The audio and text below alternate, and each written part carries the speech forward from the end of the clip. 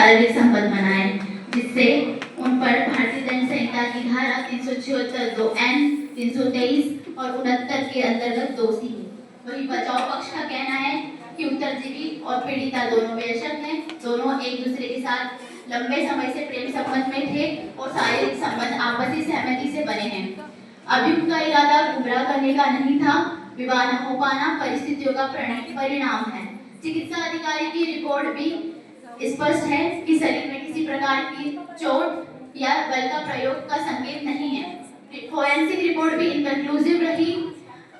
जांच अधिकारी का भी कहना है कि अभियुक्त ने जांच में पूरा सहयोग किया और पीड़िता ने भी किसी प्रकार की मानसिक और शारीरिक प्रताड़ना की विवेचना रिपोर्ट में नहीं की।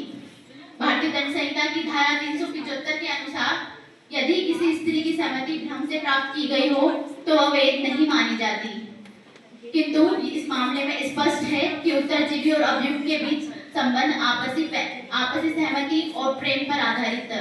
विवाह का वादा छलपूर्वक नहीं बल्कि सच्चे मन से किया गया प्रतीत होता है। सर्वोच्च न्यायालय ने भी प्रमोद सूर्यभान पवार बनाम महाराष्ट्र 2019, उदय बनाम कर्नाटका 2013 में यह सिद्धांत स्थापित किया है कि यदि संबंध सहमति से बने हो और अभियुक्त का इरादा प्रारंभ से ही छल करने का ना हो तो ऐसे मामले को बलात्कार की श्रेणी में नहीं रखा जा सकता। प्रस्तुत साक्ष्यों से यह सिद्ध नहीं हो पाया कि अभियुक्त ने प्रारंभ से ही विवाह का झूठा वादा किया था या अधिकतम एक असफल प्रेम का परिणाम है, न किसी आपराधिक कृत्य का। अतः अभियोजन पक्ष अपने आरोपों को संदेह से परे सिद्ध करने में असफल रहा। न्यायालय यह मानता है कि किसी स्त्री का विश्वास टूटना एक भावनात्मक आघात है, परंतु प्रत्येक टूटा विश्वास अपराध नहीं होता। उपयुक्त कारणों से न्यायालय आदेश पारित करता है कि अभियुक्त रविकांत वर्मा को भारतीय दंड संहिता की धारा 376 2N 323 और 69 के आरोपों से दोषमुक्त घोषित किया जाता है।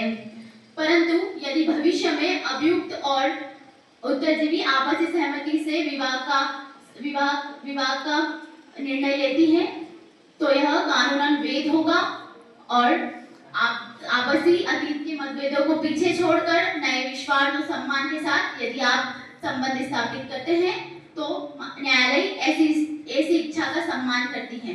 न्यायालय स्थगित। आज की कार्यवाही यही समाप्त होती है।